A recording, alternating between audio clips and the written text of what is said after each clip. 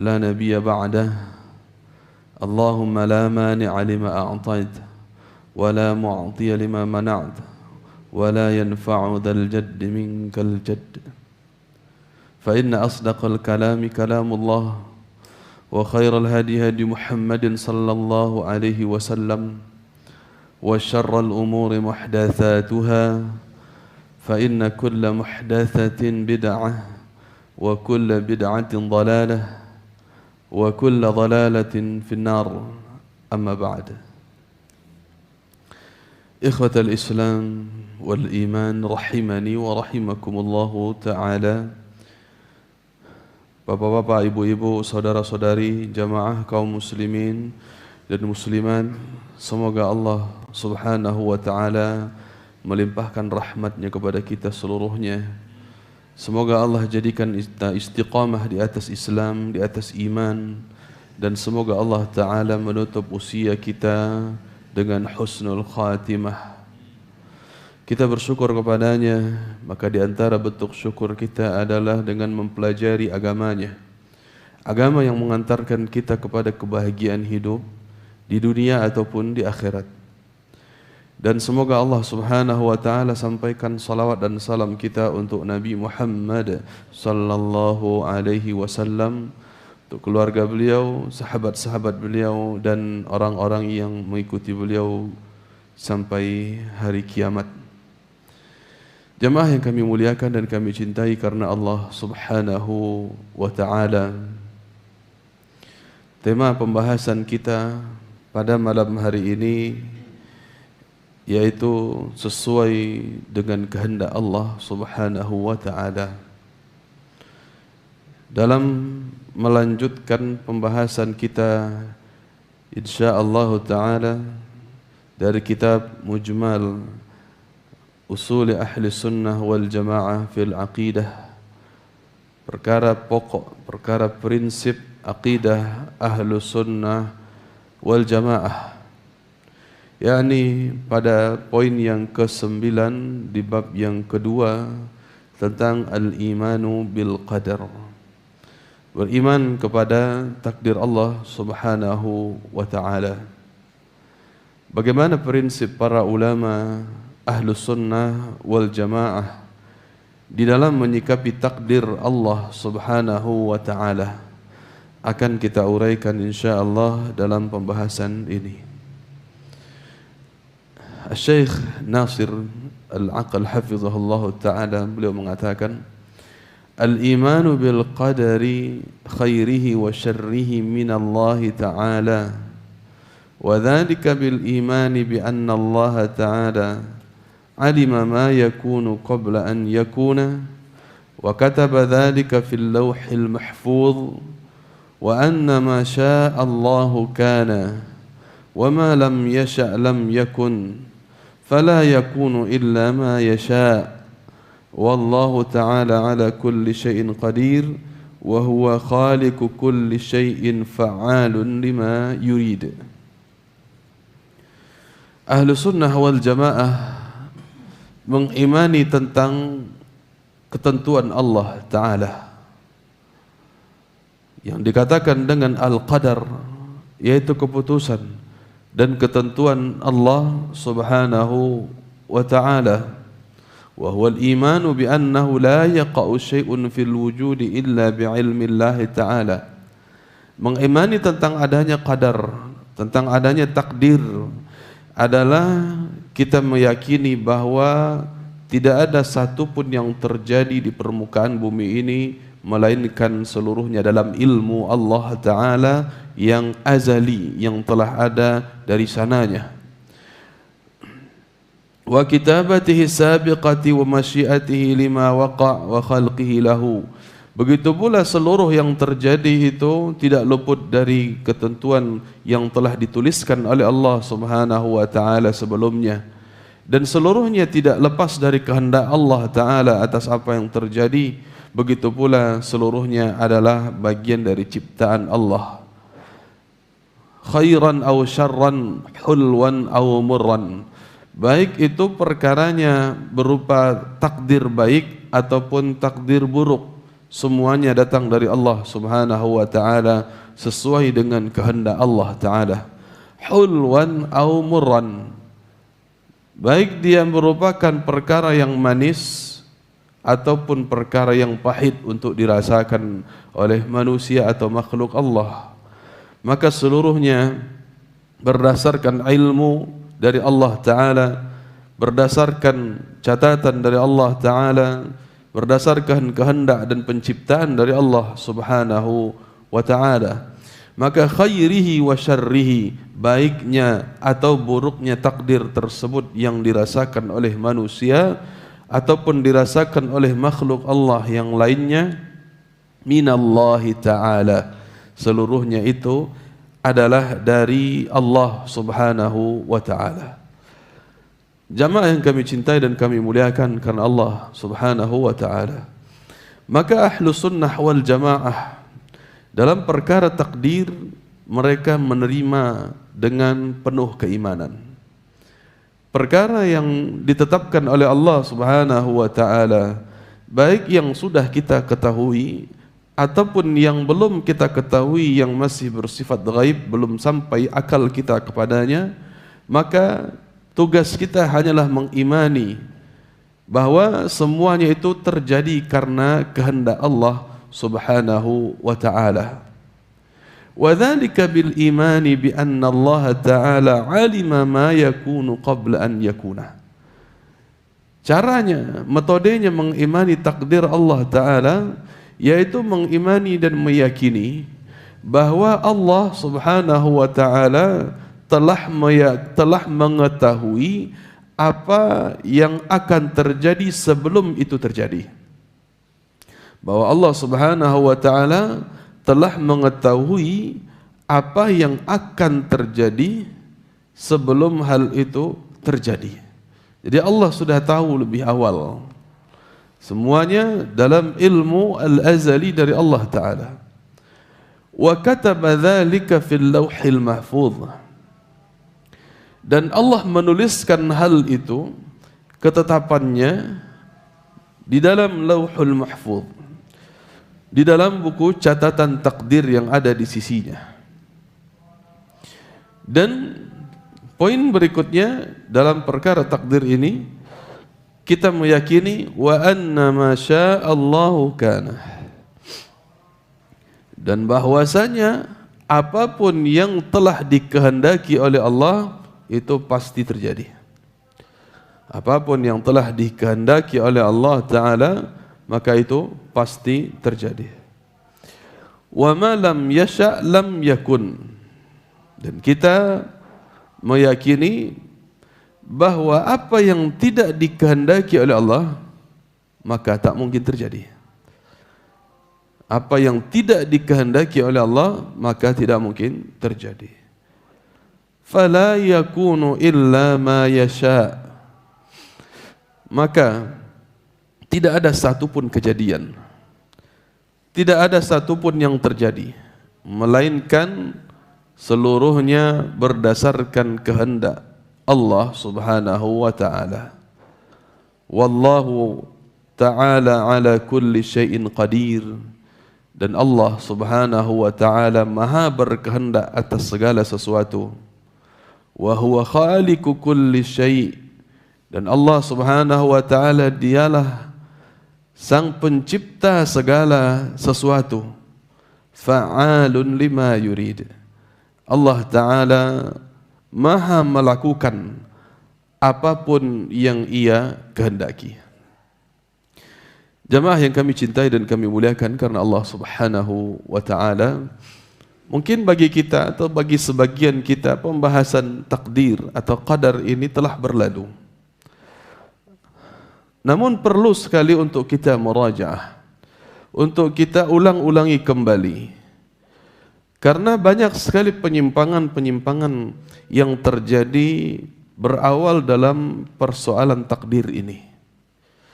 Maka jamaah yang kami cintai, di antara hal yang pernah kita ringkaskan, ada dua perkara besar yang mesti kita imani baik-baik dalam perkara takdir ini.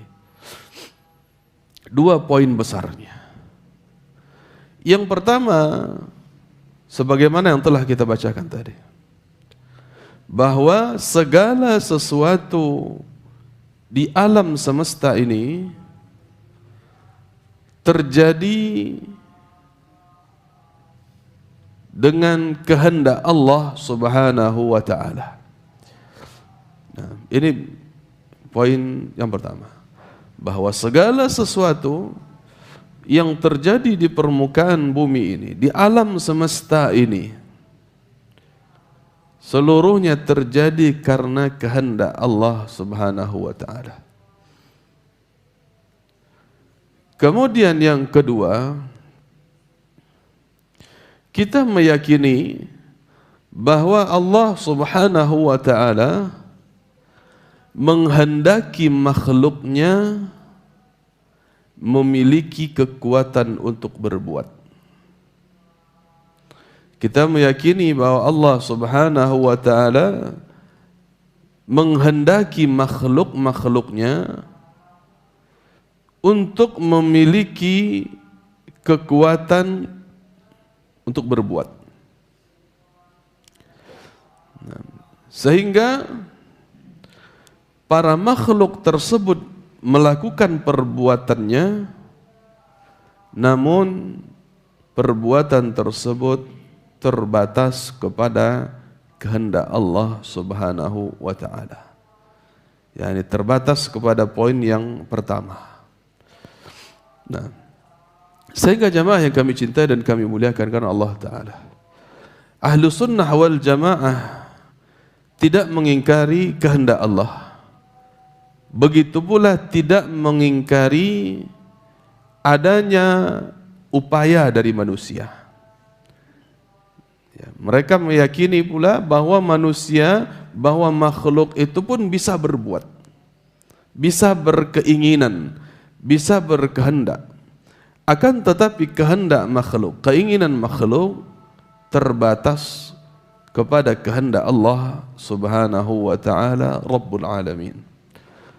Nah, sehingga jemaah yang kami cintai, tugas kita sebagai makhluk Allah Ta'ala adalah berbuat, melakukan perkara-perkara yang terbaik, memilih perbuatan-perbuatan yang diridhoi oleh Allah Subhanahu wa ta'ala, walaupun pada ujungnya, pada akhirnya, hasilnya kita serahkan kepada Allah Ta'ala. Hasilnya kita serahkan kepada Allah Subhanahu wa ta'ala. Karena jemaah yang kami cintai dan kami muliakan karena Allah Ta'ala, penyimpangan kaum atau penyimpangan firqah sesat dalam perkara takdir itu terjadi pada dua poin ini. Ada di antara mereka yang mengingkari poin pertama,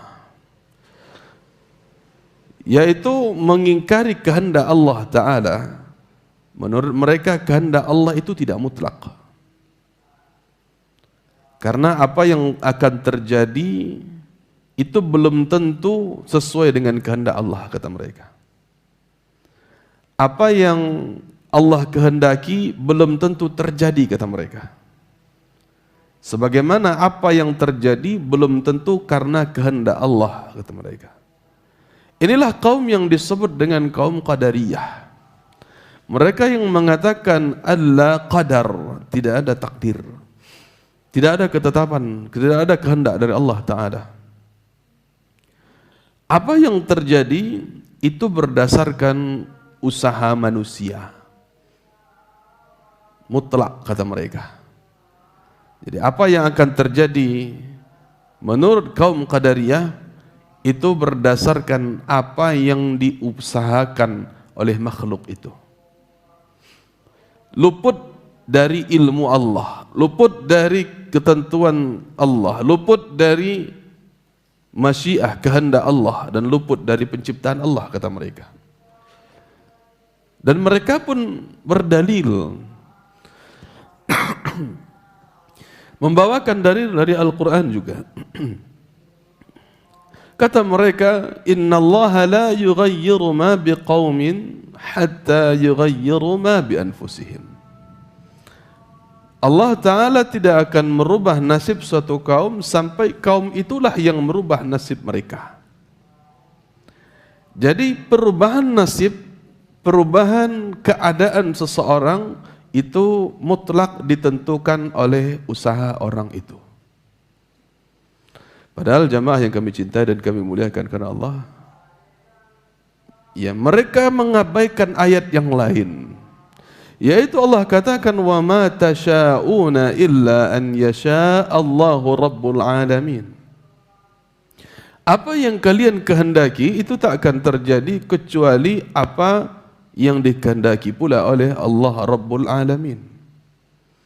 Apa yang kalian inginkan, apa yang kalian upayakan tidak akan menemui hasil kalau tidak sesuai dengan kehendak Allah Ta'ala. Ini kata Allah. Sehingga dua dalil ini mestinya dikumpulkan, bukan bertabrakan. Bukan pula disingkirkan salah satunya, tetapi justru mesti dikumpulkan. Kita betul mesti berbuat, akan tetapi yang menjadi patokan kita hanya sebatas melakukan perbuatan saja, bukan untuk menentukan hasil. Karena yang menentukan hasil itu mutlak Allah Subhanahu wa Ta'ala. Karena yang menciptakan perbuatan kita pun adalah Allah Subhanahu wa Ta'ala. Sebagaimana Allah katakan dalam surat As-Saffat 96. Wallahu khalaqakum wa ma ta'malun. Dan Allah lah yang telah menciptakan kalian, sekaligus Allah telah menciptakan apa yang kalian perbuat, apa yang kalian lakukan. Jadi perbuatan kita adalah ciptaan Allah Ta'ala. Berbeda dengan orang Qadariyah, mereka katakan perbuatan makhluk itu adalah ciptaan dari makhluk itu sendiri. Ini orang Qadariyah yang mengatakan saya makan sesuatu, saya berangkat pergi ke suatu tempat, itu adalah hasil ciptaan saya. Subhanallah. Sehingga dia mengabaikan kehendak Allah Subhanahu wa Ta'ala. Maka muncullah dalam kalimat-kalimat mereka yang mengatakan upaya tidak mengkhianati hasil dan hasil tidak mengkhianati upaya. Karena menurut mereka apa yang diupayakan manusia pasti begitu hasilnya. Ya. Besar upaya manusia, besar hasilnya. Baik upaya manusia, baik hasilnya. Secara mutlak. Subhanallah. Dia melupakan betapa banyak orang berusaha, berupaya, ternyata gagal. Dia melupakan bahwa nafas dia, detak jantung dia sehari-hari, dia lupa bahwa dia tidak bisa mengupayakannya. Dia tidak bisa menyuruh jantungnya berhenti berdetak walaupun beberapa detik. Tidak bisa dia suruh. Dia pun tidak bisa memberikan komando lagi kepada jantungnya, ayo bergetar lagi, ayo paru-parunya berhembus lagi. Tidak bisa. Sehingga jemaah yang kami muliakan, perlu kita pahami bahwa upaya manusia benar adanya akan tetapi terbatas. Usaha manusia itu benar, harus dilakukan manusia tersebut, akan tetapi dia terbatas kepada kehendak Allah Subhanahu wa Ta'ala. Maka upaya manusia itu tidak mutlak pasti akan menemui hasilnya, tidak. Banyak orang yang sudah berupaya bersungguh-sungguh untuk datang ke suatu tempat, tapi qaddarallah, Allah punya takdirnya, Allah punya kehendaknya sehingga dia gagal berangkat. Sebagaimana yang kita inginkan pekan lalu, kita upayakan untuk hadir ke sini, qaddarullah, Allah punya takdir, Allah punya kehendak sehingga kita ditimpa oleh penyakit. Ini banyak dirasakan oleh orang-orang yang memang kesehariannya memang demikian adanya. Lalu bagaimana mungkin orang akan mengatakan upaya tidak akan mengkhianati hasil? Ini sebuah kalimat ya yang bagian dari kesombongan kepada Allah Rabbul Alamin. Hasil itu mutlak milik Allah. Yang bisa kita lakukan hanyalah berusaha, berupaya. Ya, banyak orang berusaha untuk sembuh tapi tak sembuh-sembuh. Banyak orang berusaha berdagang tapi tak untung-untung. Banyak juga orang berusaha untuk mencapai ya sebuah nikmat tapi tidak kesampaian. Banyak orang yang dari dulu menginginkan berangkat haji, berangkat umroh tapi belum berangkat. Ini takdir dari Allah Subhanahu wa taala. Tetapi jamaah yang kami muliakan, kita pun tak boleh pasrah dengan takdir itu. Karena ya Ahlus Sunnah wal Jamaah sebagaimana yang kita jelaskan tadi, ada poin kedua. Ada poin keduanya. Di mana Allah Ta'ala telah mentakdirkan, menghendaki bahwa manusia bisa berbuat, bisa melakukan perbuatan untuk mengusahakan sesuatu. Tidak boleh pula kita nafikan usaha tersebut.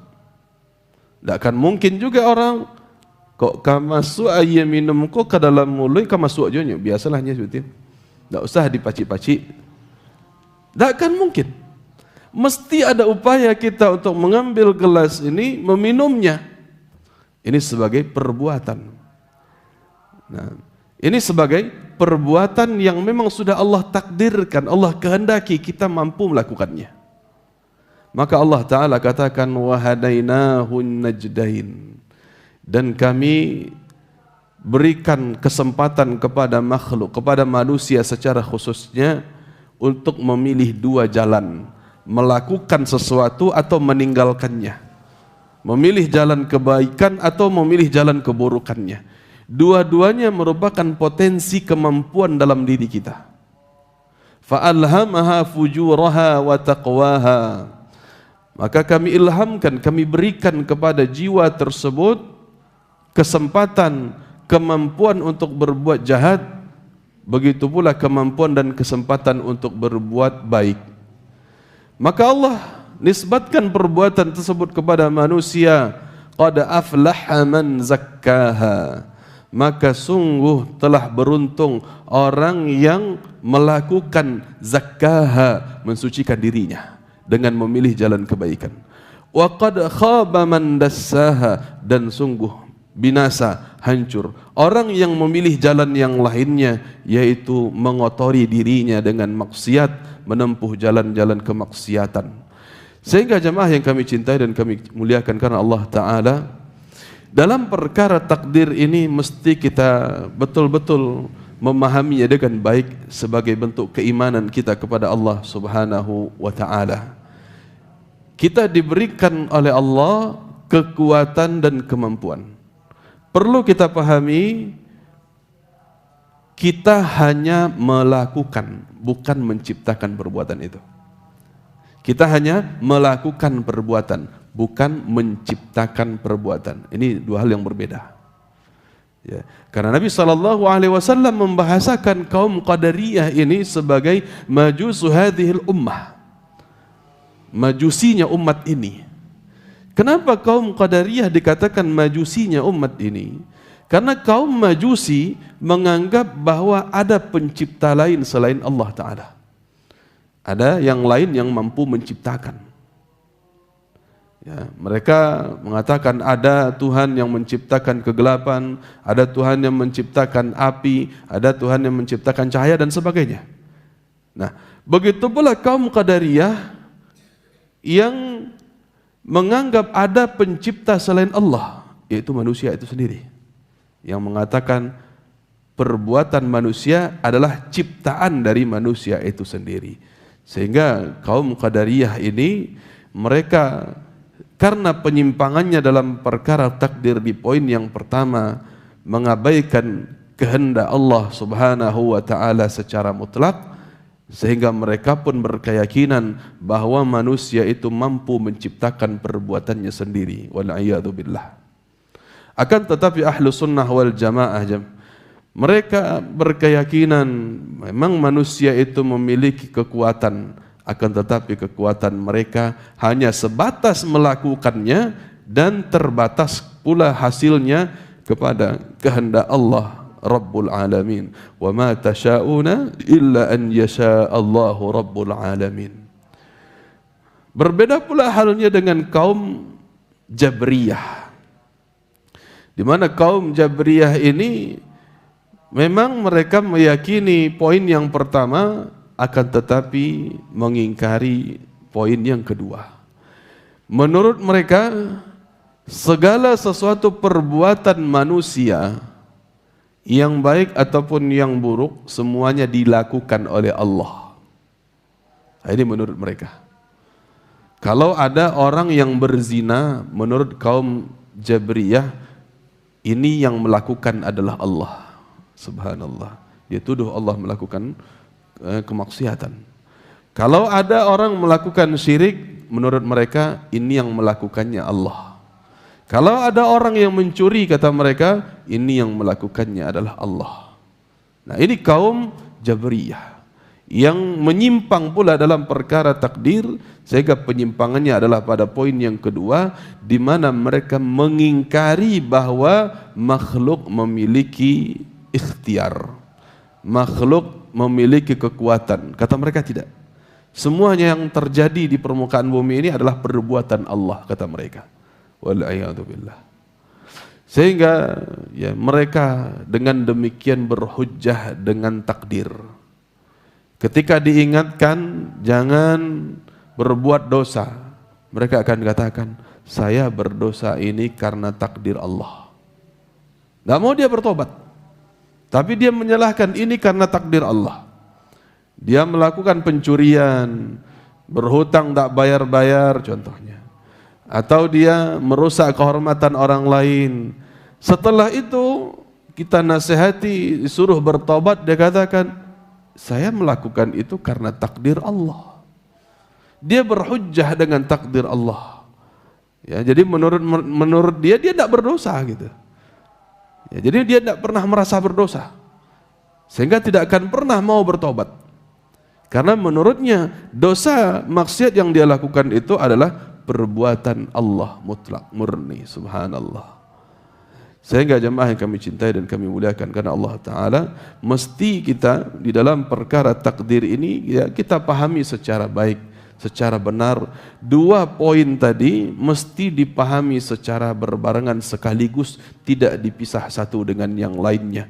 Sebagaimana dalil-dalil yang kita kumpulkan tadi tidak dipisah satu dengan yang lainnya, akan tetapi kita imani seluruhnya bahwa Allah Ta'ala memang memberikan kemampuan untuk kita agar kita melakukan sesuatu. Sebagaimana tadi kita sampaikan, fa'alhamaha fujuraha wa taqwaha. Allah yang mengilhamkan, Allah yang memberikan kemampuan kita untuk melakukan sesuatu. Kita memilih yang baik ataupun yang buruk bisa kita lakukan. Kita memilih untuk berbicara ataupun kita memilih untuk diam bisa kita lakukan. Kita memilih untuk mencuri, ada barang di depan kita, punya kesempatan, ada pilihan dalam diri kita, lakukan atau tidak lakukan. Ya. Ada kebaikan, ada keburukan, senantiasa ada kesempatan itu dalam diri kita untuk melakukannya. Maka tugas kita dalam perkara ini adalah bagaimana kita melakukan yang terbaik. Kita tidak menyalahkan takdir ketika kita melakukan kesalahan, akan tetapi kita diberi kemampuan oleh Allah untuk bertaubat, maka bertaubatlah kita. Allah Subhanahu wa taala katakan dalam surat Al-Hadid, "Ma asaba min musibatin fil ardi wala fi anfusikum illa fi kitabin min qabli an nabra'aha inna dzalika 'ala Allahi yasir likay la ta'saw 'ala ma fatakum wa la tafrahu bima atakum wallahu la yuhibbu kulla mukhtalin fakhur." Dan tidaklah terjadi musibah di permukaan bumi ini, Tidak pula musibah terjadi pada diri-diri kalian, melainkan hal itu sudah dituliskan oleh Allah di dalam kitabnya, di dalam lauhul mahfuznya. Min qabli an nabra'aha, sebelum kami mewujudkannya, kata Allah.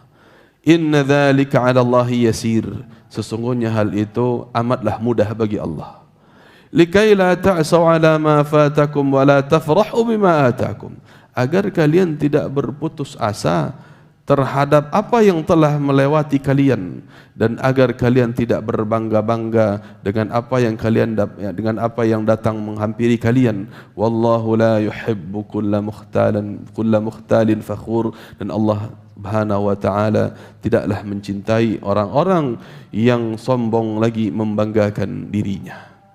Sehingga jemaah yang kami cintai dan kami muliakan, maka dengan demikian apapun yang menimpa kita, bagi ahlu sunnah wal jamaah, dia akan meyakini bahwa itu sesuai dengan kehendak Allah Ta'ala.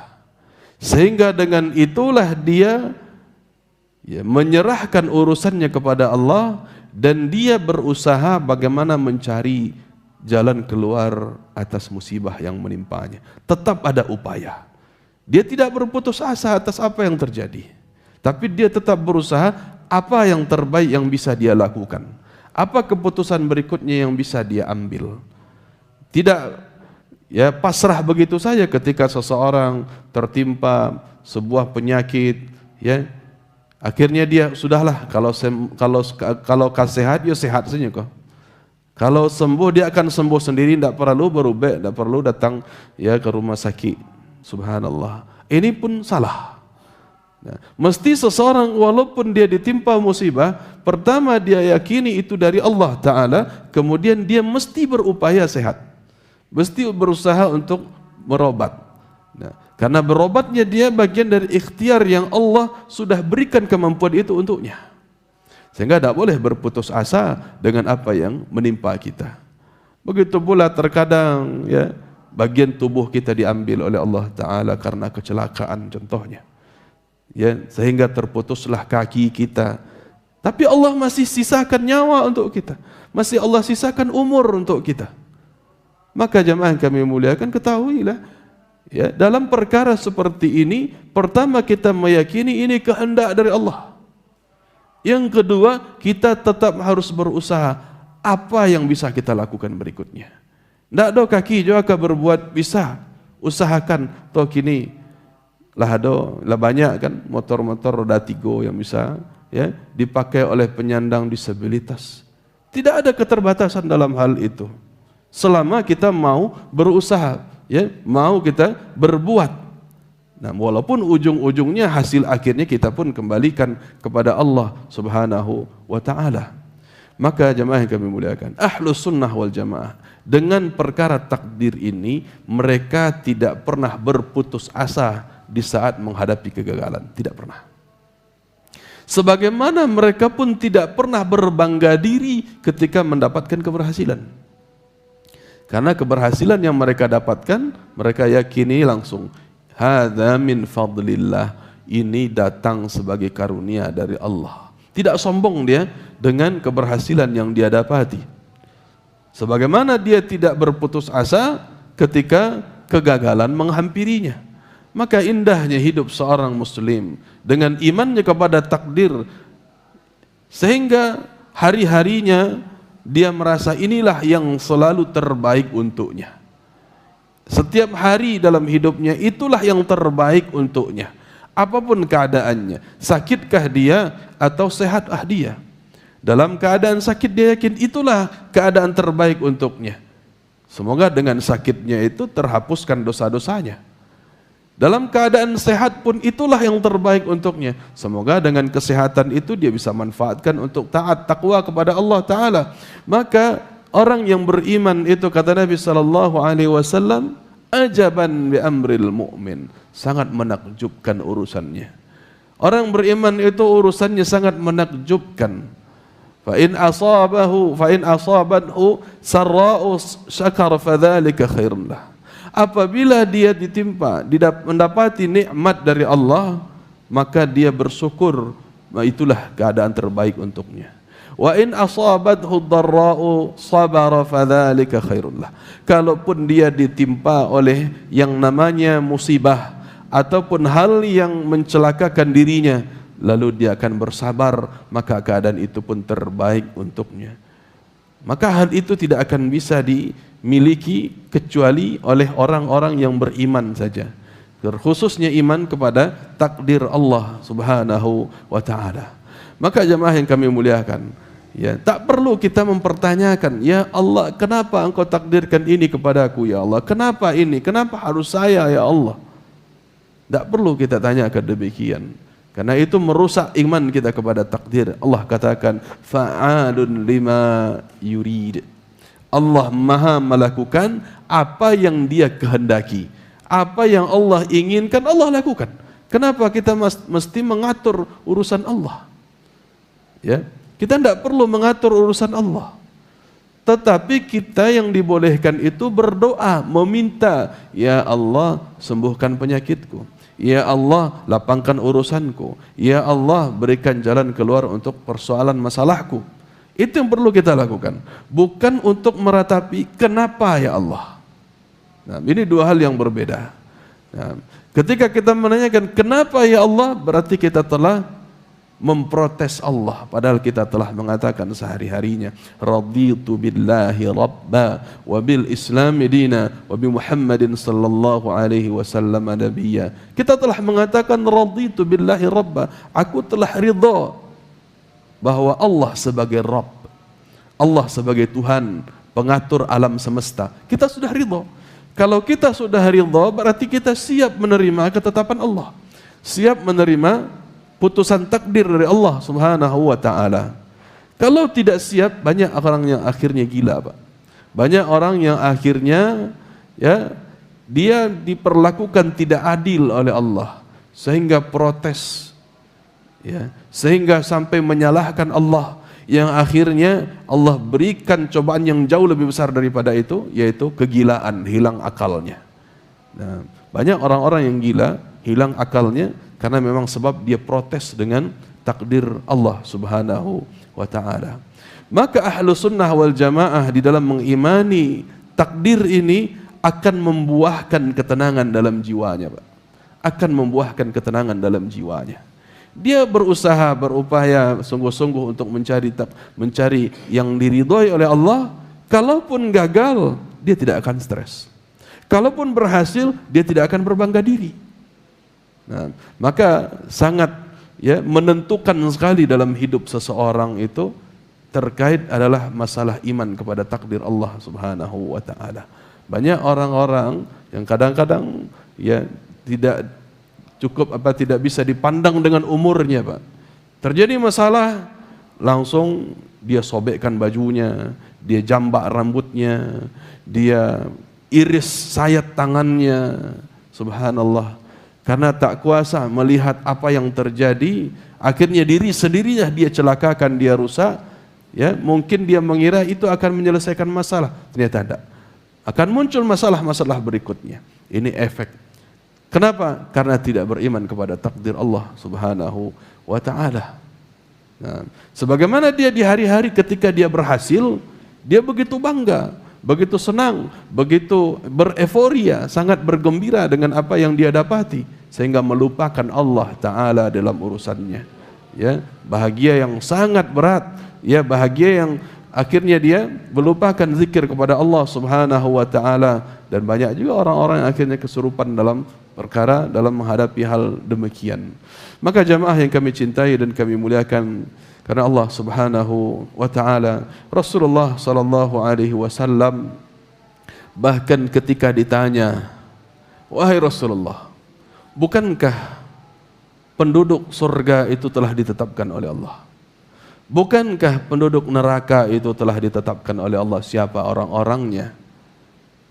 Lalu kenapa kita berbuat lagi? Kenapa kita tidak berpasrah-pasrah saja?" Maka jamaah yang kami muliakan, Rasul sallallahu alaihi wasallam katakan, "I'malu fakullun muyassarun lima khuliqa lahu." Tugas kalian itu berbuat saja, lakukan. Karena sesungguhnya seseorang itu dimudahkan untuk apa dia diciptakan. Kita tidak tahu apa takdir Allah untuk kita. Perkara ini adalah perkara gaib. Kita nggak bisa mengklaim kita sebagai penduduk sorga ataupun pasrah kemudian mengatakan penduduk neraka. Nggak bisa. Karena perkara ini adalah gaib. Allah Ta'ala yang maha tahu tentang itu. Maka Nabi Muhammad pun tak tahu siapa orang-orang dirahasiakan oleh Allah tersebut. Sehingga beliau katakan, i'malu, lakukan yang terbaik, beramallah, berbuatlah. Itu yang bisa kita lakukan, maka berbuatlah. Tidak perlu kita menebak-nebak apa keputusan Allah untuk diriku dan sebagainya. Syekh menjelaskan, memberikan penjelasan tambahan di dalam catatan kaki buku beliau ini. فالإيمان بالقدر من تمام الإيمان بربوبية الله والإيمان بكمال صفاته عز وجل. Beriman kepada takdir Allah Subhanahu wa taala adalah bagian dari kesempurnaan tauhid rububiyah seseorang dan tauhid asma' wa sifat. Sehingga fahuwa murtabitun bil imani bihi.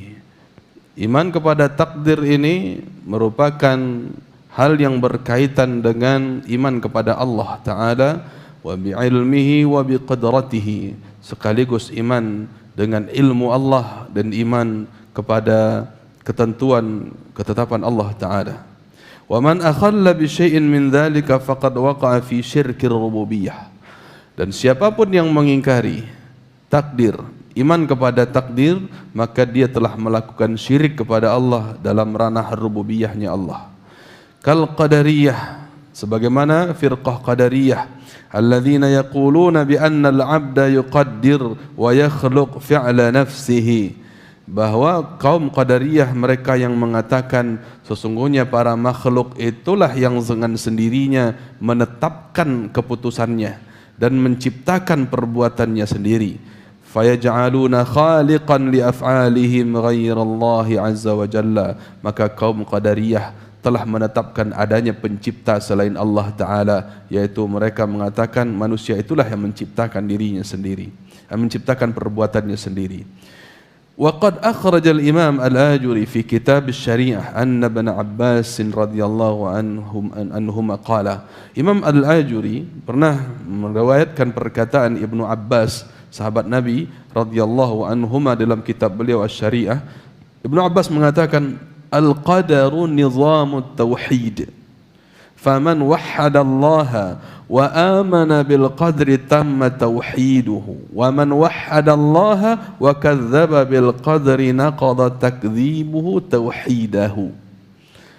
Iman kepada takdir itu adalah standarnya tauhid, adalah aturan tauhid.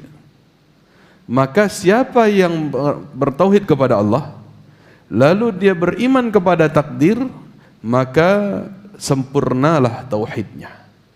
Akan tetapi siapapun yang merasa dirinya bertauhid namun dia mengingkari takdir, sungguh pengingkaran dia kepada takdir telah membatalkan tauhidnya. Pengingkaran dia kepada takdir Allah telah membatalkan tauhidnya. Nah, maka tolak ukur kebenaran tauhid seseorang pun dinilai dari imannya kepada takdir Allah Rabbul Alamin, Allah yang maha menciptakan. Sehingga jamaah yang kami cintai dan kami muliakan karena Allah Subhanahu wa ta'ala, iman kepada takdir ini pada dasarnya adalah solusi kita untuk menghadapi masalah. Ini salah satu hikmah besarnya. Kita melihat anak-anak yang subhanallah susah diatur, Pak. Susah diatur. Banyak orang yang menyalahkan sana sini, suami menyalahkan istri, istri menyalahkan suami. Iko si itu koma, jadi ketek kan mereka dulu. Lelaki pun ngecek mereka ke bininya. Kalau ndak dari situ, ndak kan mereka nak kok. Subhanallah. Jadi seakan-akan dia telah menyandarkan perbuatan anaknya itu hanya kepada dirinya sendiri ataupun hanya kepada suami atau istrinya. Padahal jamaah yang kami cintai dan kami muliakan, adanya anak, keberadaan seorang anak itu bagian dari takdir Allah Ta'ala. Allah yang mentakdirkan sifatnya demikian. Maka bagaimana kita berusaha, itu yang penting. Karena Allah menakdirkan pula upaya untuk diri kita. Bagaimana mentarbiyah anak itu, bagaimana mendidik anak itu. Maka tidak perlu kita menyalahkan perbuatan anak, disalahkan ini ayahnya yang salah, ini ibunya.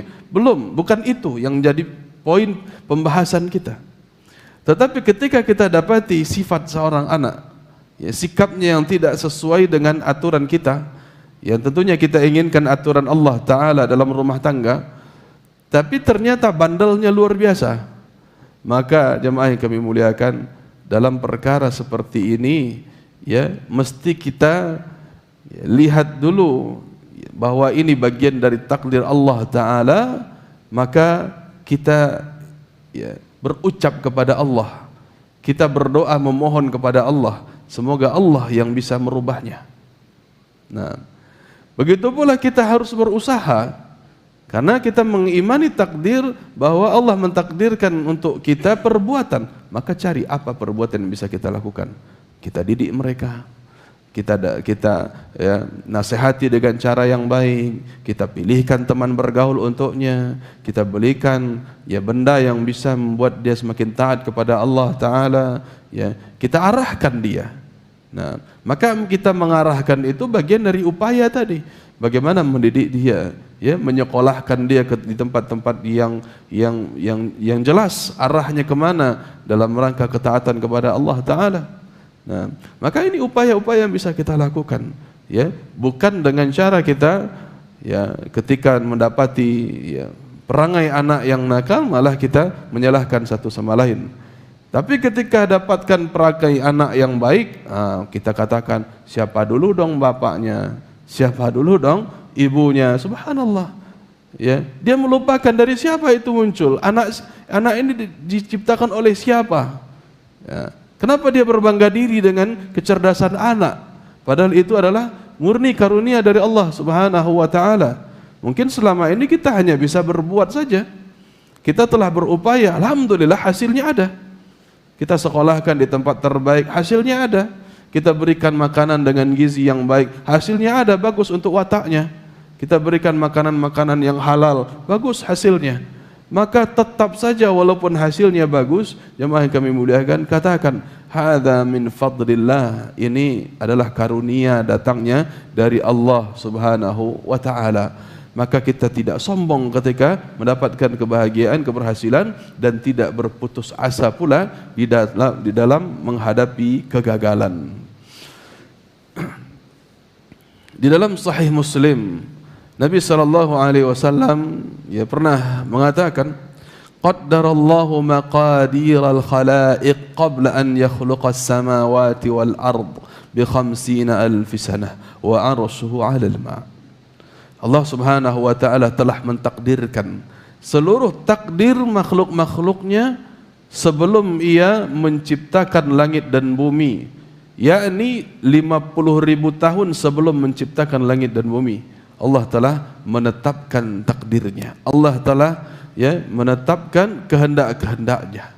Sehingga jemaah yang kami muliakan, ini sebagai bukti kebesaran Allah Ta'ala yang telah menetapkan takdirnya, yang kita ini tinggal hidup menjalankan apa yang ditakdirkan oleh Allah Subhanahu wa Ta'ala dengan upaya-upaya saja, dengan kekuatan terbatas yang diberikan oleh Allah Subhanahu wa Ta'ala.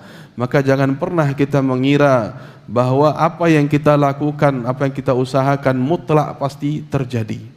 Tetapi gantungkanlah seluruh harapan itu dengan insya Allah, dengan kehendak Allah Ta'ala. Jadi kalau orang mengatakan manjadda wajada, siapa yang berupaya pasti dia dapat, siapa yang bersungguh-sungguh pasti dia dapat, maka rubahlah dengan manjadda insya Allah wajada. Siapa yang berupaya bersungguh-sungguh dengan izin Allah, maka dia akan mendapatkan hasilnya. Tetap dikaitkan dengan izin Allah, tetap dikaitkan dengan kehendak Allah Ta'ala, bukan malah dikaitkan hanya dengan perbuatan kita saja. Karena takdir Allah Ta'ala itu telah Allah adakan, telah Allah tetapkan 50.000 tahun sebelum Allah menciptakan langit dan bumi ini. Bukan sebelum menciptakan kita, tapi sebelum menciptakan langit dan bumi ini. Sehingga apa yang kita sombongkan dengan perbuatan kita yang terbatas? Apa yang kita merasa pede, merasa diri kita bisa melakukannya? Padahal Nabi SAW ajarkan kepada kita doa di pagi dan sorenya. Ya Hayyu Ya Qayyum birahmatika astaghith aslih li sya'ni kullah wa la takilni ila nafsi tarfata ain. Wahai Zat yang maha hidup, yang maha berdiri sendiri, yang tidak butuh kepada apapun, dengan rahmat Engkaulah aku memohon pertolongan, maka perbaikilah seluruh urusanku ya Allah, dan jangan Engkau serahkan diriku kepada diriku sendiri walaupun sekejap mata. Sehingga jamaah yang kami muliakan, ya, kita tak boleh menyerahkan diri kita kepada diri kita sendiri, akan tetapi serahkan diri kita kepada Allah Ta'ala Rabbul Alamin. Jangan kita pede dengan kekuatan yang kita miliki, tetapi andalkan kekuatan Allah yang tiada batasnya. Sehingga Nabi SAW katakan pula, wa'alam annama asabaka lam yakun liyukhti'aka wa ma akhta'aka lam yakun liyusibak. Ketahuilah bahwa apapun yang tidak jadi menimpamu, maka tidak akan pernah bisa menimpamu. Dan apapun yang pasti menimpamu, itu tidak akan salah, tidak akan menghindar darimu, dia akan menimpamu. Maka ini sebagai ketetapan kehendak dari Allah Subhanahu wa Ta'ala. Kita berdoa, Allahumma la mani'a lima a'taita. Ya Allah, tidak ada satupun yang sanggup mencegah apa yang Engkau berikan ya Allah. Apa yang Kau hendaki untuk sampai kepadaku, tak akan mampu satupun makhluk mencegahnya. Wala mu'atiya lima mana'ta. Begitu pula sebaliknya ya Allah. Apapun yang telah Engkau cegah, maka tidak akan bisa satupun makhluk memberikannya kepada aku ya Allah. Ini sebuah pengakuan kita kepada Allah Ta'ala akan takdirnya, akan keluasan kehendaknya, dan akan kemutlakan seluruh kehendaknya, bahwa segala sesuatu tersebut terjadi karena kehendak Allah Rabbul Alamin. Kemudian jamaah yang kami muliakan, kita masuk ke poin yang ke-10. Al-imanu bima sahhat dalilu alaihi minal ghaibiyat kal arshi wal kursi wal jannati wan nari wa na'imil qabri wa adhabih was sirati wal mizani wa ghairiha biduni ta'wili syai'in min dhalika. Yaitu ahlu sunnah wal jamaah memiliki prinsip meyakini, mengimani apapun yang telah sahih dalilnya, mengimani segala hal yang sahih dalilnya dari perkara al-ghaibiyat, dari perkara-perkara ghaib. Jadi ahlu sunnah wal jamaah mengimani segala yang sahih dalilnya tentang perkara ghaib, ya, perkara yang tak bisa dilihat oleh manusia hari ini, perkara yang tidak bisa orang melihat keadaannya, hakikatnya pada saat sekarang ini. Nah, yang terbatas pandangan manusia kepadanya, terbatas panca indera manusia menggapainya, itu perkaranya adalah bagian dari al-ghaibiyat, perkara ghaib. Maka dalam perkara ghaib ini urusannya kembalikan kepada Allah Ta'ala, dan kita mengimani seluruhnya berdasarkan dalil-dalil yang sahih saja. Allah katakan dalam surat Al-Jin, alimul ghaibi fala yudhiru ala ghaibihi ahada illa man irtada min rasul. Allah lah Subhanahu wa Ta'ala sebagai zat satu-satunya yang mengetahui perkara ghaib, yang maha mengetahui perkara ghaib, yang tidak dia tampakkan perkara tersebut kepada siapapun kecuali hal-hal perkara yang ia tampakkan kepada Rasul dan yang ia ridhai. Sehingga jemaah yang kami cintai dan kami muliakan karena Allah, ada perkara ghaib, maka perkara ghaib ini perlu kita pahami dalam dua kategori. Ada ghaib mutlak namanya, dan ada ghaib nisbi. Ghaib mutlak itu masta'tharahu Allah azza wa jalla bi'ilmihi wa tawa ilmahu an jami'i khalqihi. Perkara ghaib secara mutlak adalah perkara yang Allah saja yang mengetahuinya. Allah yang mengetahuinya tanpa seorang pun. Ini ghaib mutlak namanya. Yang Allah sembunyikan ilmunya dari siapapun makhluknya. Nah, adapun ghaib yang sifatnya nisbi, ma ya'lamuhu ba'dul 'ibad duna ba'din ka ilmi ba'dil malaika bi ahwali wa a'malil qulub. Perkara ghaib nisbi di mana Allah berikan pengetahuan kepada sebagian makhluknya tanpa sebagian yang lainnya. Allah berikan sebagian pengetahuan kepada makhluknya tanpa sebagian makhluk yang lainnya. Ini ghaib nisbi namanya. Ghaib nisbi ini ada yang diketahui oleh makhluk Allah sebagaimana Allah yang memberitahu dianya. Ya, Allah yang memberitahu para malaikat contohnya tentang keadaan hati manusia, a'malul qulub, ya, perbuatan hati manusia itu diberitahu oleh Allah kepada malaikat, tapi tidak diberitahu kepada makhluk yang lain, tidak kepada para manusia. Nah, ini namanya ghaib nisbi. Sebagian tahu, sebagian tidak tahu. Maka ghaib nisbi ini seluruhnya atas kehendak Allah juga. Karena Allah yang mewahyukan, karena Allah yang memberitahukan, walaupun tidak diketahui oleh makhluk yang lain. Nah, maka jangan sampai kita mengklaim ketika ada urusan ghaib yang diketahui oleh Nabi, contohnya tanda-tanda kiamat yang diketahui oleh Nabi SAW akan terjadi ini dan itu bukan berarti Nabi tahu seluruh perkara ghaib mutlak, tidak. Perkara ghaib mutlak tetap tidak diketahui oleh Nabi SAW. Karena itu perkaranya adalah hak khusus Allah Ta'ala yang dimiliki Allah Subhanahu wa Ta'ala. Ini ghaib mutlak namanya.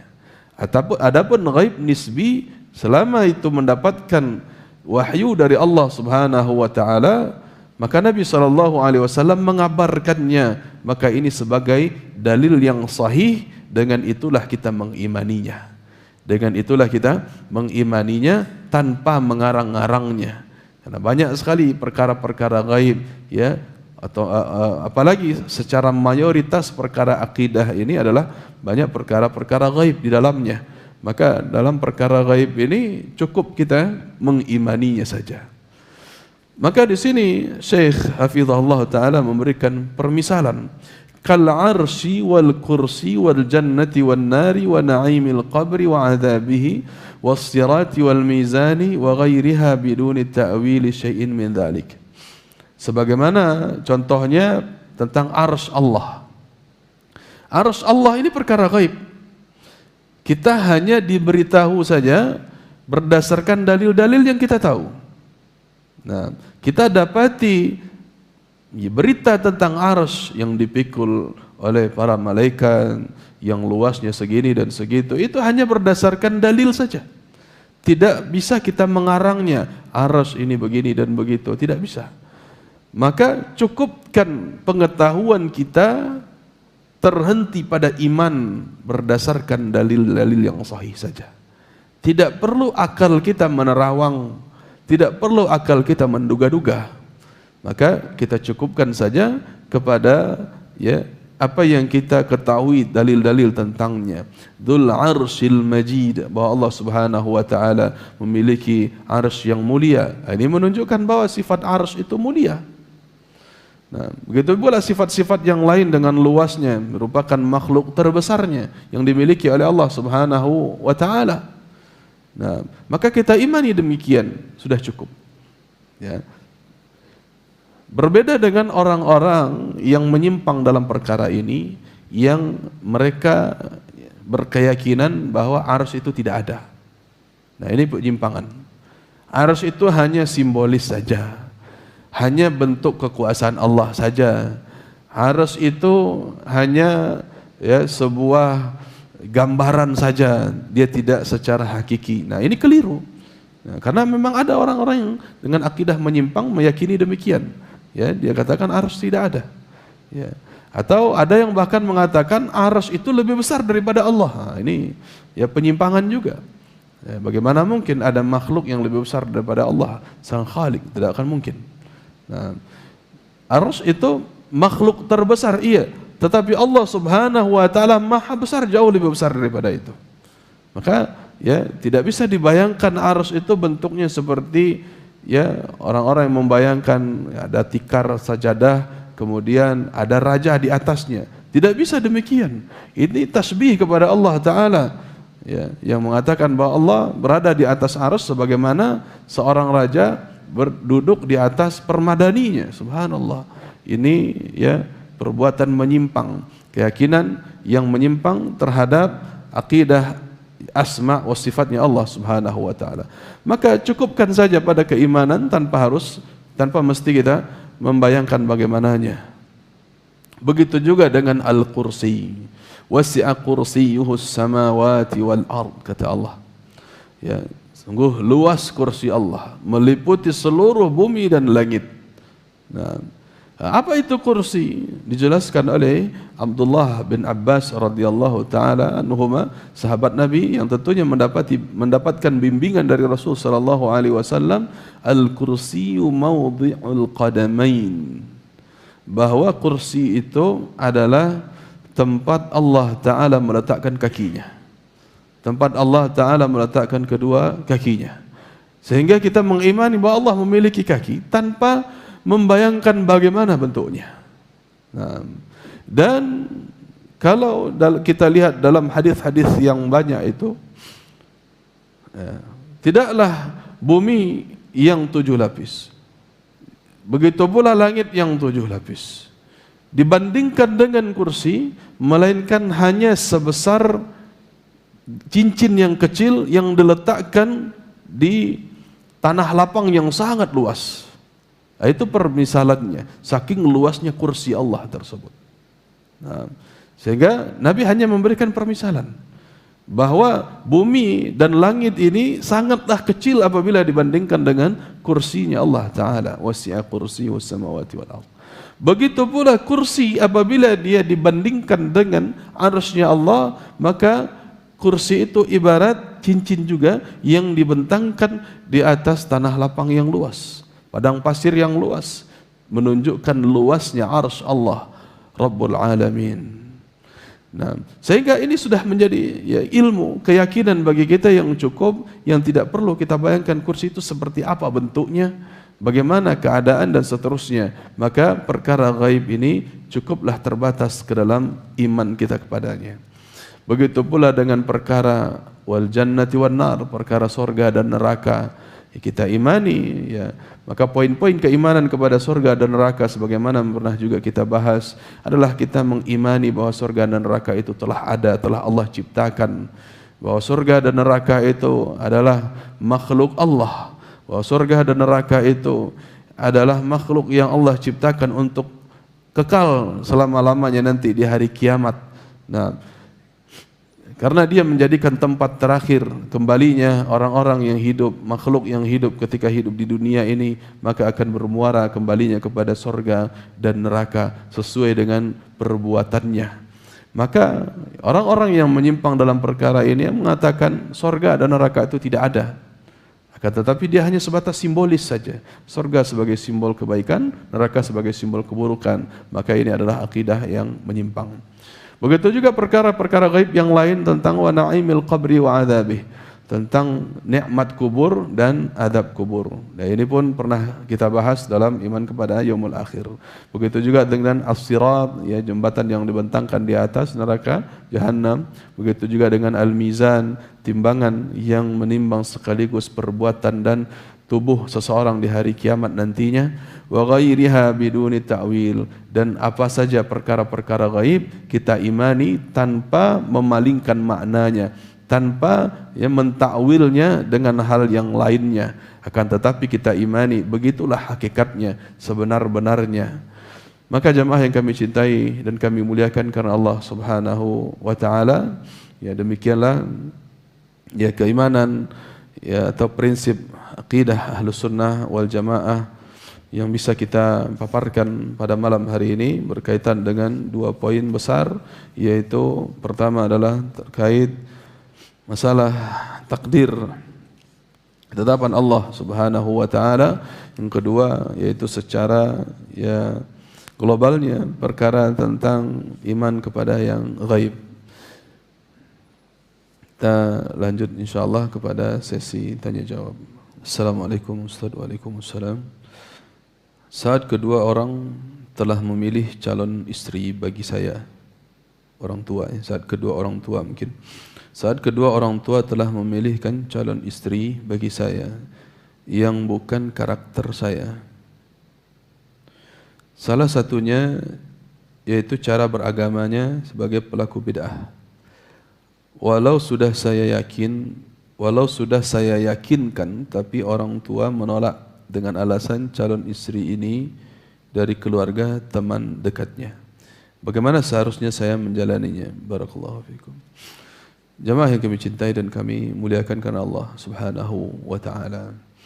Kita Ahlus Sunnah wal Jamaah itu punya prinsip la ta'ata lil makhluqi fi ma'siyatil khaliq.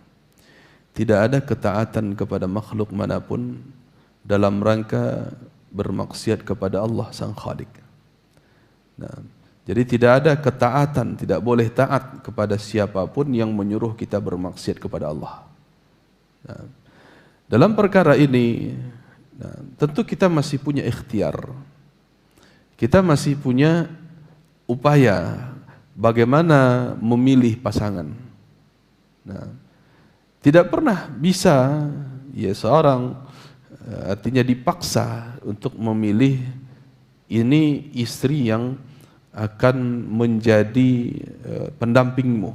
Seorang orang tua tidak boleh memaksa seorang laki-laki pun dalam demikian pun tidak bisa dia dikatakan terpaksa. Karena ini bukan ikrah, bukan paksaan yang membuat dia terancam kehilangan nyawa. Nah, tidak bisa dia dipaksa dengan itu.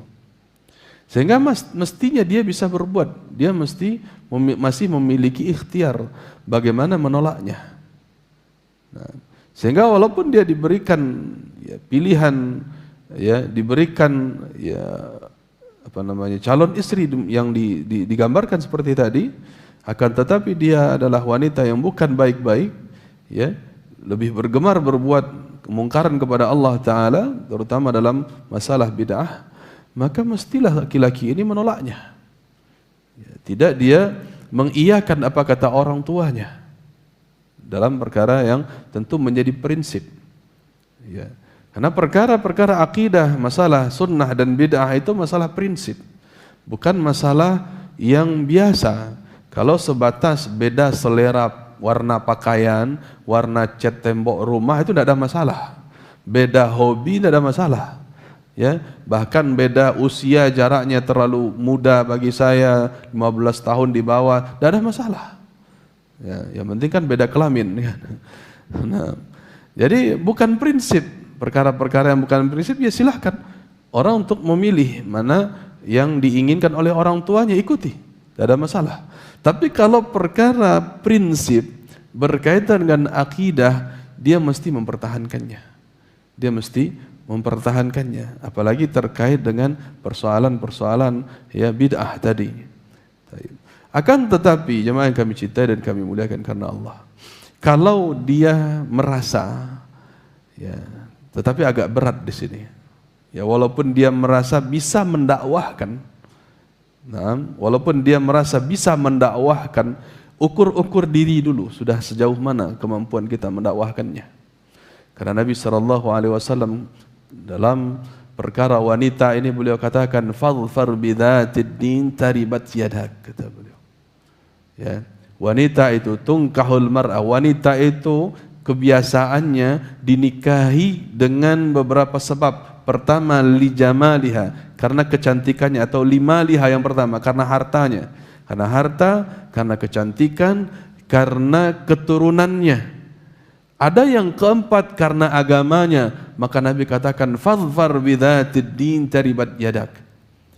Pilihlah karena agamanya, maka dengan itu beres urusanmu. Ya, jangan sok-sokan pula kita. Wah, agamanya enggak apa-apa, buruk dulu, yang penting anaknya cantik, yang penting dia pintar, yang penting dia punya ya harta sekian dan sekian, agamanya nanti saya dakwahkan. Subhanallah, ya, apakah begitu mampu dia? Justru banyak orang yang terbalik keadaannya, Pak. Ya, terbalik keadaannya. Dengan prinsip yang tadi, biarlah dulu agamanya, yang penting ini yang tiga ini dulu diamankan. Akhirnya apa? Setelah menikah, dia lagi enggak muncul lagi ke kajian, enggak muncul lagi untuk ya menuntut ilmu agama, ya, berubah prinsipnya. Akhirnya takut ditinggalkan oleh istrinya itu, ya, akhirnya menjadi suami yang takut istri. Kenapa? Karena takut kehilangan kecantikan istrinya, takut kehilangan harta yang diberikan oleh istrinya, takut kehilangan kemuliaan yang dimiliki istrinya. Akhirnya agama dia singkirkan, dia buang. Nah, ya, maka jangan kita merasa mampu untuk mendakwahkan dulu. Padahal Nabi SAW mengatakan, pilihlah yang baik agamanya. Fadhfar bidzatid din. Pilihlah berdasarkan agamanya yang baik. Dengan itu beres urusanmu. Nah, yang lain akan mengikut, Pak. Ya, kalau udah yang dipilih itu berdasarkan agama, maka dia akan terasa cantik di hadapan kita.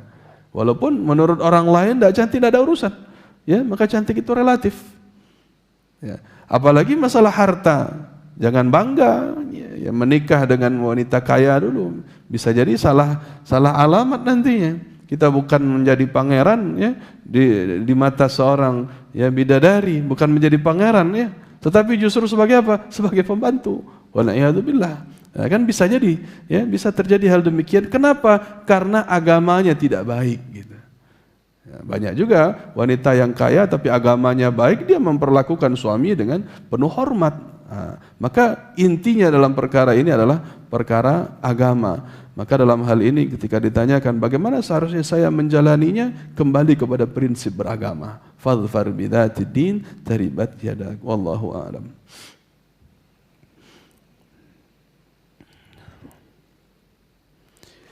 Dikatakan bahwa mengambil sebab akan mengganggu kemurnian tauhid. Enggak ada, mengambil sebab akan mengganggu kemurnian tauhid. Ini salah perkataannya. Ya, justru mengambil sebab itu bagian dari ya mengesahkan Allah Ta'ala. Kenapa? Orang yang mengambil sebab, dia telah merealisasikan bahwa Allah Ta'ala lah yang memberikan kemampuan untuk dia untuk mengambil sebab itu sendiri. Nah, jadi tidak mungkin mengambil sebab itu mengganggu kemurnian tauhid.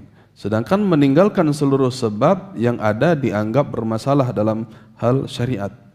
Nah, yang keliru itu ya, bersandar kepada sebab, itu yang mengganggu kemurnian tauhid. Bersandar kepada sebab. Nah, bersandar kepada sebab itu merusak tauhid. Dan meninggalkan sebab itu pun menyalahi syariat. Nah, itu yang benarnya, tepat kalimatnya. Jadi yang tidak boleh itu bersandar kepada sebab. Kalau sudah berobat ke dokter ini, saya pasti sembuh lah. Itu bersandar kepada sebab namanya.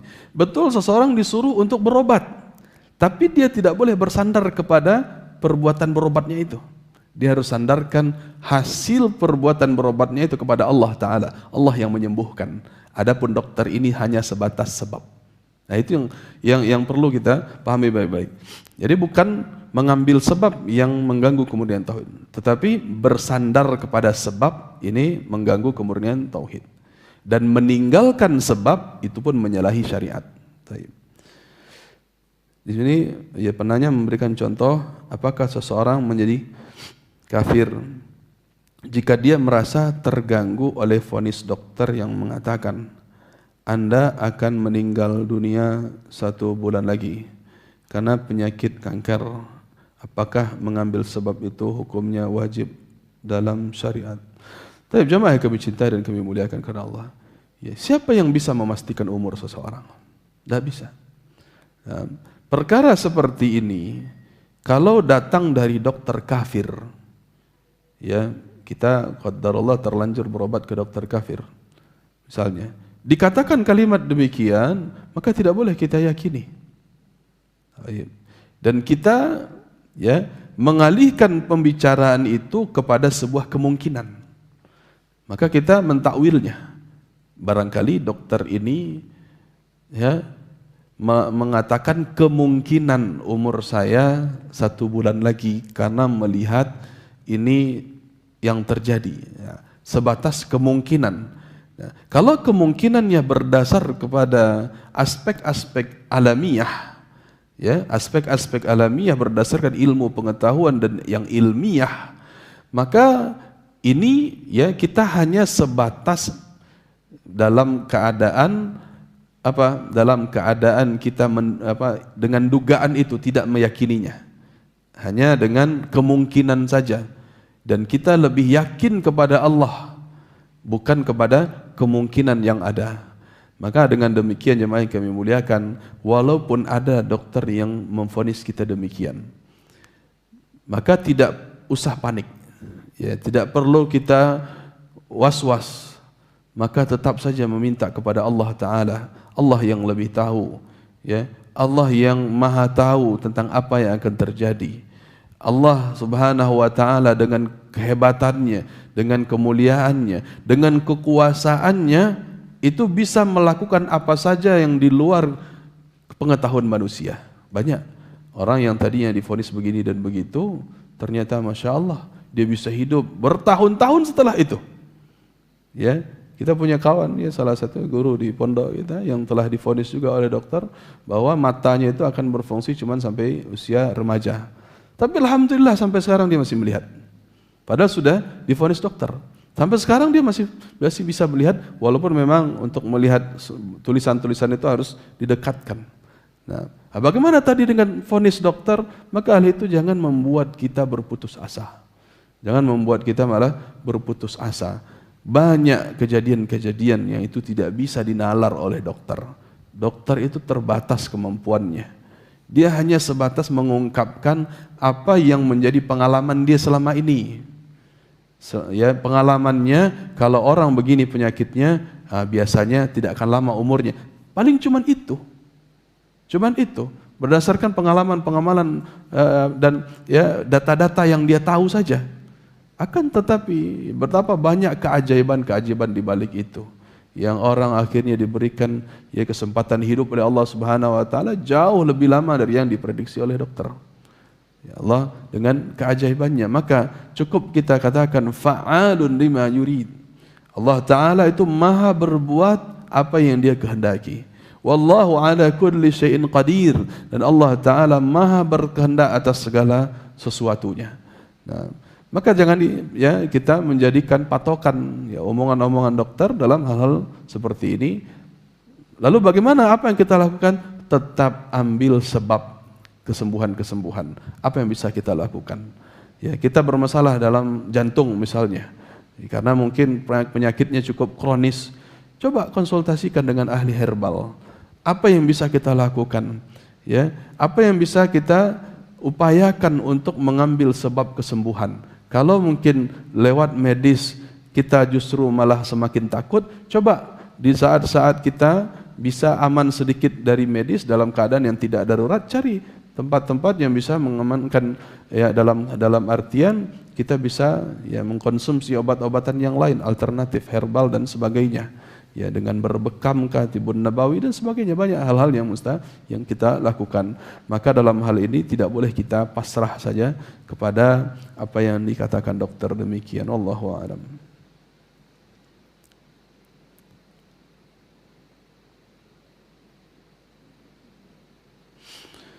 Bila orang salah dalam memahami takdir, bisa jatuh kepada syirik.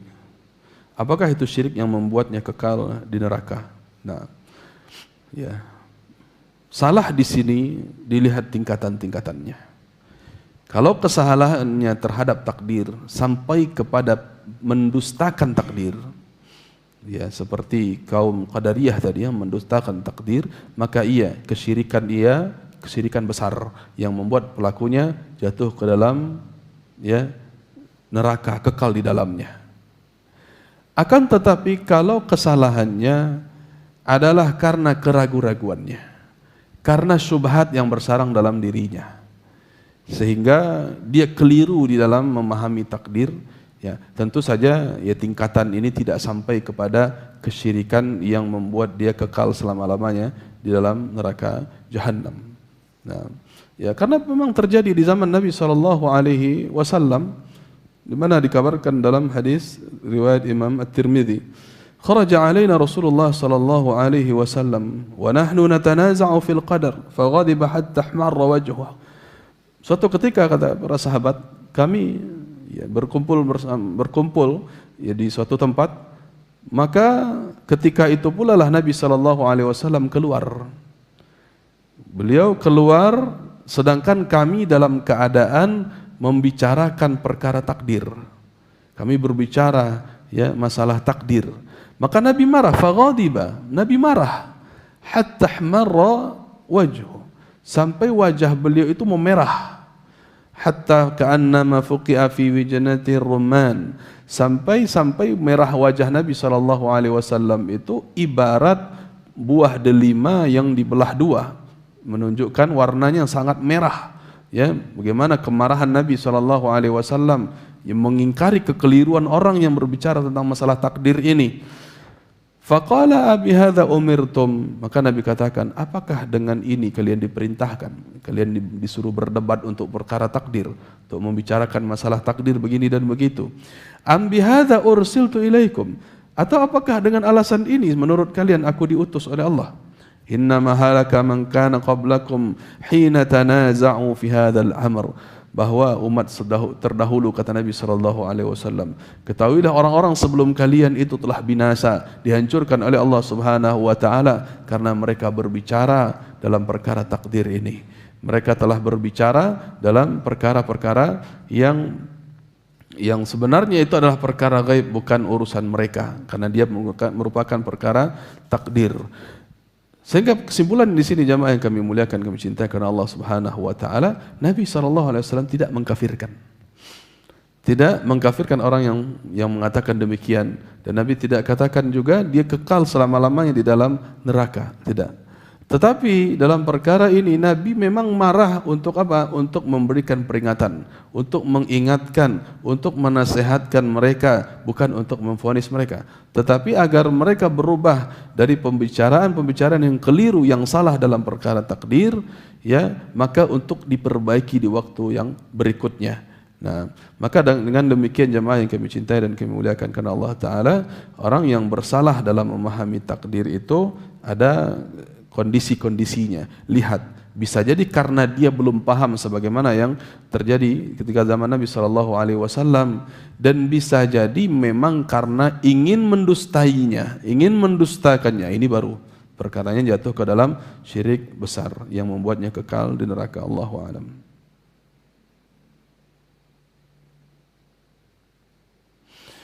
Kesalahan dalam memahami hal gaib dan berusaha membuat penjelasan yang tanpa dalil, apakah pelakunya juga terjatuh pada kesyirikan? Nah, bisa, dia berpotensi masuk ke dalam ranah kesyirikan karena dia telah menyekutukan Allah dalam ilmu yang khusus bagi Allah. Syirik itu kan menyekutukan Allah dalam hal yang menjadi haknya Allah. Allah satu-satunya yang berhak disembah, lalu dia letakkan yang lain, dianggap yang lain berhak pula disembah, maka dia syirik.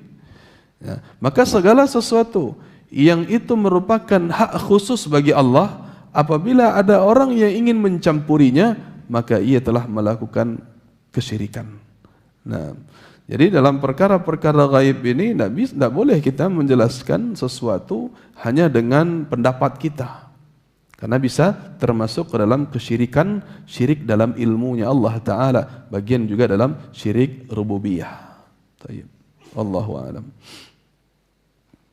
Assalamualaikum. Waalaikumsalam. Izin bertanya, apakah boleh bermudah-mudahan berkata qadarullah seperti saat tidak bisa memenuhi janji, padahal ada jalannya untuk memenuhinya walaupun kecil?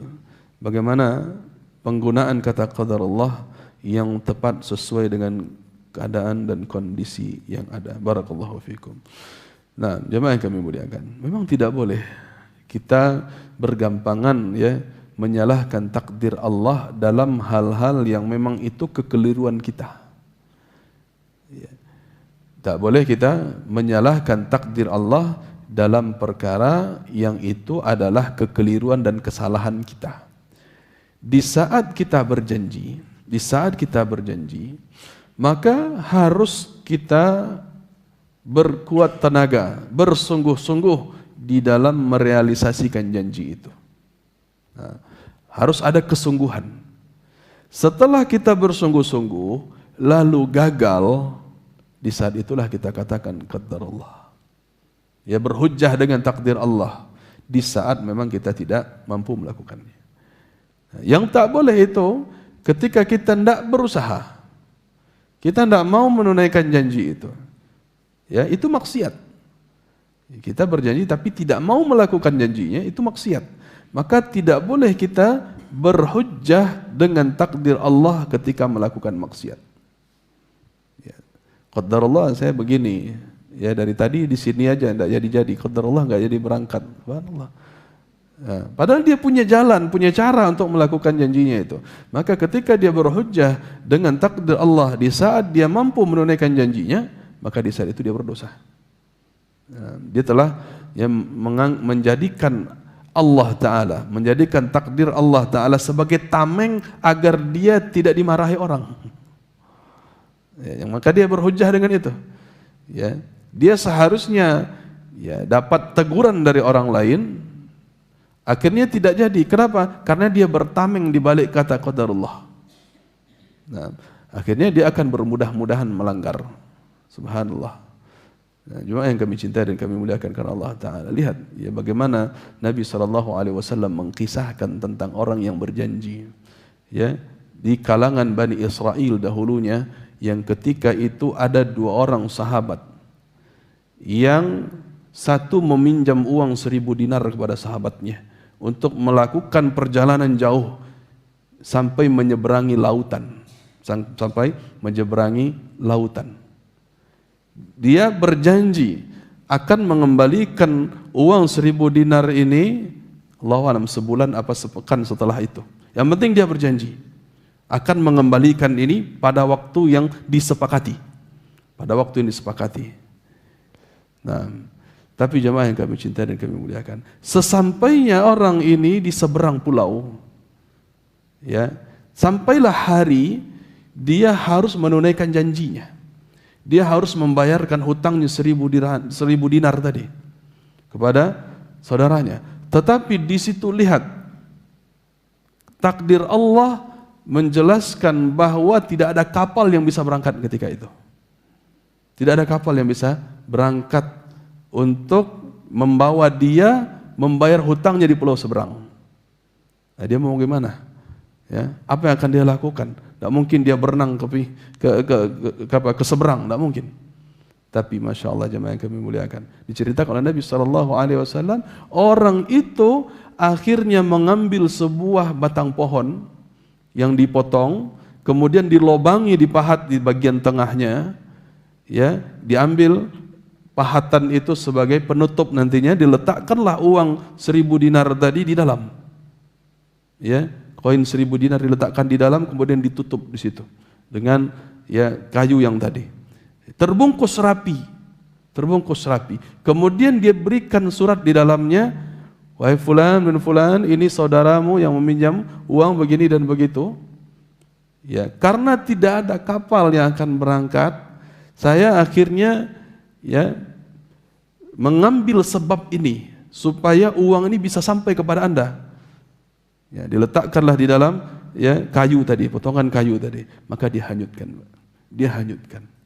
Ini upaya dia. Barulah kemudian dia bertawakal kepada Allah Ta'ala. Tapi masya Allah, ya, dengan kejujuran dia untuk membuktikan janji. Perhatikan, kejujuran dia membuktikan janjinya, akhirnya Allah sampaikan potongan kayu itu kepada kawannya tadi yang ternyata sudah menunggu di pinggiran pantai, yang kemudian tidak melihat ada orang yang datang, ada kapal yang datang. Hampir-hampir ia berputus asa, namun Allah perlihatkan ada potongan kayu yang misterius kepadanya. Dia ambil kayu tersebut, dia buka, ternyata isinya 1000 dinar dengan surat dari kawannya tadi. Nah, kemudian kawan yang di seberang tadi, walaupun dia telah bertawakal, walaupun dia telah memasrahkan urusan ini kepada Allah, sampai tak sampai, kata beliau, kalau ternyata tidak sampai nanti saya akan ganti 1000 dinar lagi. Saya akan ganti 1000 dinar lagi. Kalau memang tidak sampai kayu ini kepadanya. Barulah keesokan beberapa hari setelah itu dia berangkat. Ya, dia berangkat, ada kapal, maka dia bertemu dengan kawannya tadi dan menanyakan, ya, dan menyampaikan hujahnya pertama. Dia sampaikan hujahnya, saya tak bisa berangkat, tidak ada kapal, ya, yang bisa memberangkatkanku. Maka niatku, tekadku datang kepada engkau hari ini untuk membayarkan hutangku. Maka kata kawannya, bukankah engkau telah mengirimkan hutangmu, telah mengirimkan dalam potongan kayu? Masya Allah, betapa kagetnya. Ya, bisa sampai, gitu kan? Masya Allah. Ini kesungguhan, ya, bertekad di dalam, ya, menunaikan janji, jemaah yang kami muliakan. Maka perkara-perkara janji, perkara-perkara hutang ini, kata Nabi SAW, siapa yang bertekad membayar hutang, maka Allah mudahkan dia untuk membayarnya. Dan siapa yang bertekad untuk tidak membayar hutang, maka Allah akan porak-porandakan, hancurkan kehidupannya. Dan bagian dari hutang itu adalah janji itu sendiri, jemaah yang kami muliakan. Ya, jadi jangan bermudah-mudah kita di dalam berjanji yang kemudian tidak sanggup untuk kita tunaikan janji tersebut. Gampang sekali bagi kita magi-hagi haro, nah, jemaah yang kami muliakan. Ya, bahas supaya magi haro orang supaya namuah mengundang, kecilkanlah insya Allah. Jadi kalimat insya Allah itu hanya sebatas harapan-harapan saja.